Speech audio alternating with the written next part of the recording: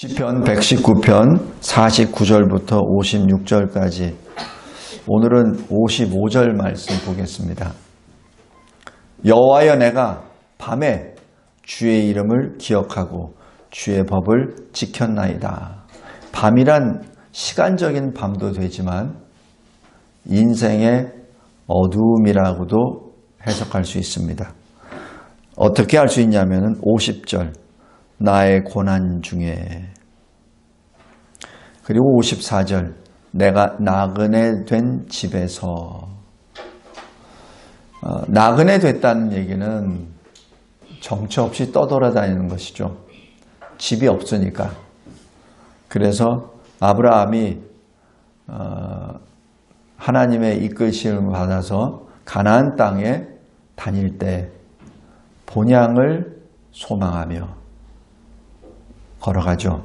어디를 갈지 모르니까 하나님께서 인도하시는 대로.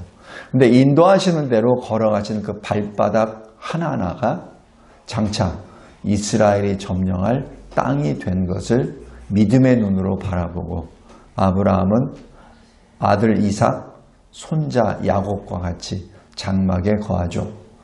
야곱이 15살 때까지 아브라함은 그렇게 살아갑니다. 그 길이 나그네 길입니다. 신학적으로 그것을 순례자의 길이라고 합니다. 우리는 이 광야에서 순례자의 길을 걸어갑니다. 어느 누구도 이 세상에서 영원토록 있을 수 없습니다. 이 세상은 잠시 지나가는 한때입니다. 저도 벌써 이제 나이가 65세입니다.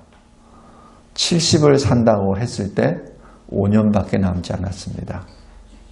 80을 산다고 해봐야 15년밖에 안 남았습니다.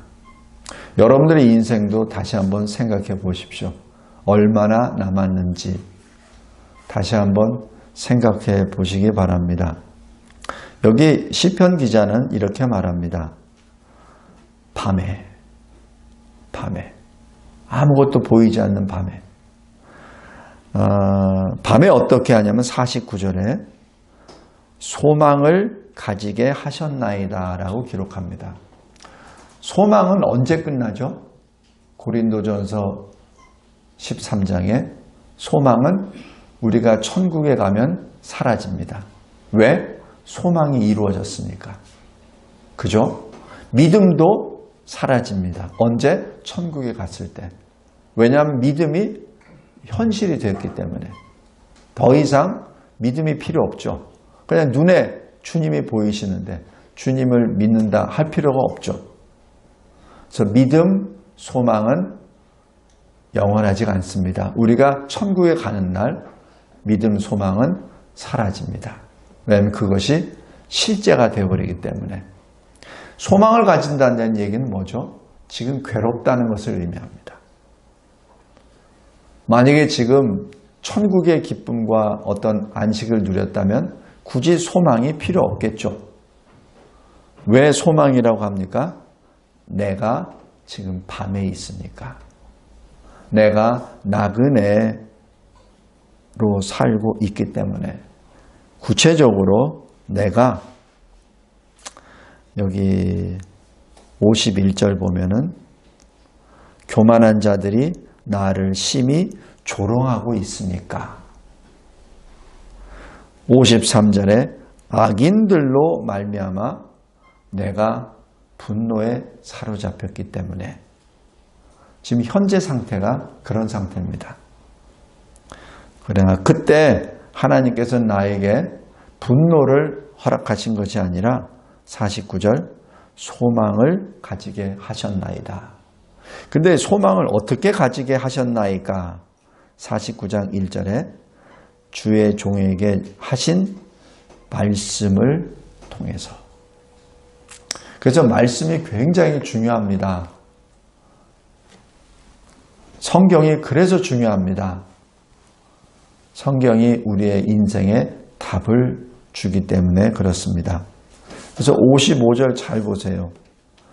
내가 밤에 주의 이름을 기억하고 주의 법을 지켰나이다. 여기서 주의 이름을 기억한다는 얘기는 뭐죠? 주님의 언약을 기억합니다. 주님의 전능하심을 기억합니다. 주님의 영원 무한하심을 기억합니다. 지금 그것을 의미하죠. 그럼 뭡니까? 창조의 하나님이, 영원하신 하나님, 전능하신 하나님이 내 안에 계시니까 어떻게 됩니까? 내가 주의 법을, 주의 말씀을 지켰나이다. 밤에 지켰나이다. 내가 흑암에 있을 때 지켰나이다. 내가 낙심했을 때 지켰나이다.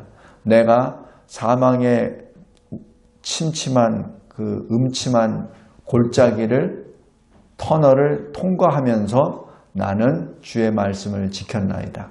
나를 살해하려고 총과 칼을 들고 나를 애워싼 그 사람들 앞에서 나는 하나님의 법을 지켰나이다. 지금 그 뜻입니다. 그래서 이 56절에 내 소유는 바로 주의 법도를 지킨 것입니다. 내가 가지고 있는 것, 유일하게 하나, 내가 하나님의 말씀을 지킨 것입니다. 이게 굉장히 강렬한 시입니다. 이것이 실은 순교자의 마지막 고백이기도 합니다. 순교자들은 하나님의 말씀을 선포하고 예수의 증인이 되고 난 다음 화형대에서 그리고 이 칼 앞에서 총 앞에서 죽죠. 근데 그 죽을 때 그 순교자들은 비참하게 울거나 살려달라고 애걸하거나 고통 속에 있는 것이 아니라 찬송하며 나아갑니다. 그것이 여기 54절입니다. 내가 나그네 된 집에서 주의 율례들이 나의 노래가 되었나이다. 그래서 순교자들이 마지막 남긴 것은 그들의 노래이죠.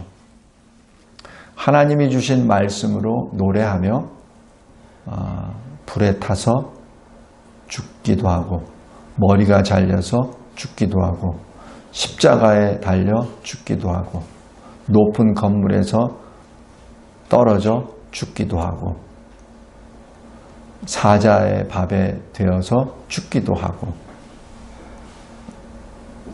끓는 물에 들어가서 죽기도 하고 톱에 썰려서 죽기도 하고 그것이 히브리서 11장 마지막 부분에 나와 있는 것입니다. 그런데 그 순교자들을 이 세상이 감당치 못한다라고 기록합니다. 오늘 종교개혁 505주년을 기념하는 날, 이 주간입니다. 그냥 우리가 생각할 때 505주년 하면은 별 생각 없이 받아들이는데 그들은 생명을 걸고 한 겁니다. 생명을 걸고 한 겁니다. 다시 말씀드립니다. 생명을 걸고 말씀을 지킨 사람들입니다. 하나님의 뜻에 따라 순교의 현장에서 하나님을 증거한 사람도 있고 또 하나님의 뜻에 따라 살아서 하나님의 말씀을 증거한 사람도 있습니다. 우리는 자칫 잘못하면 죽임을 당한 사람은 실패했다. 가난한 사람은 실패했다. 라고 생각할 수 있으나 결코 그러지 않습니다. 하나님이 기뻐하시는 재물이 되었다는 사실에 우리는 고개를 숙여야 됩니다. 이 진료와 제자교회도 마찬가지입니다. 여러분들이 산 증인입니다. 과거 코로나 3년 동안 이 교회는 끝까지 예배를 드렸습니다. 오히려 매일매일 예배를 드렸죠. 기억하시기 바랍니다. 하나님은 우리를 기억하십니다. 우리가 밤에 주의 이름을 기억하고 주의 법을 지켰나이다. 그것을 주님이 기뻐받아 주십니다. 그래서 우리처럼 작은 교회들이 지난 3년 동안 만개가 사라졌습니다. 그런데 우리 교회는 지금 존재합니다. 이것이 증거입니다. 여러분들 한 사람 한 사람이 나와서 하는 그 자리에 앉아서 하나님께 예배드리는 그것이 하나님이 기뻐하시는 바로 예물이요, 제물이요, 예배입니다. 기억하시기 바랍니다. 하나님은 우리의 작은 순종을 기억하십니다. 우리가 하나님의 말씀을 우리의 노래로 부를 때 하나님은 기뻐 받아 주십니다. 하나님의 말씀을 지키는 것, 그것이 우리가 가지고 있는 마지막 소유입니다. 우리가 주님 앞에 섰을 때 너는 이 세상에서 무엇을 하였느냐? 라고 물으실 때 우리가 답할 수 있는 것은 아무것도 없습니다. 내가 재산을 몇십억을 해서 건물을 몇 개 가지고 있었습니다. 내가 어떤 높은 자리에 올라갔었습니다. 내가 무엇을 했습니다. 그것은 주님이 전혀 듣지 아니하십니다. 왜냐하면 그것은 다 헛된 것이기 때문에 그렇습니다. 주님은 우리가 가지고 있는 것, 유일한 것, 주의 말씀을 지킨 것, 그것을 보십니다. 그것이 여기 시편 119편 56절입니다. 시편 기자가 우리에게 예수 그리스도의 이름으로 증거합니다. 너희들이 가지고 있는 것을 빼앗기지 말라. 너에게 예비된 의의 면류관을 빼앗기지 말라. 기도하겠습니다. 감사하고 감사합니다. 밤에 음침한 사망의 골짜기에 있을 때, 내가 몸을 제대로 움직이지 못할 때, 내가 슬픔과 괴로움으로 인하여 한탄하고 있을 때, 내가 나를 대적하는 원수들에 의하여 위협을 받고 아무것도 하지 못할 때, 나는 그때 밤에 주의 이름을 기억하고 주의 법을 지켰나이다.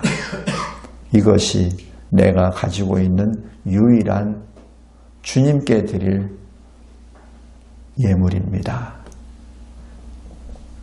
우리의 신앙 고백이 되게 하여 주옵소서. 예수 그리스도의 이름으로 기도드리옵나이다. 아멘.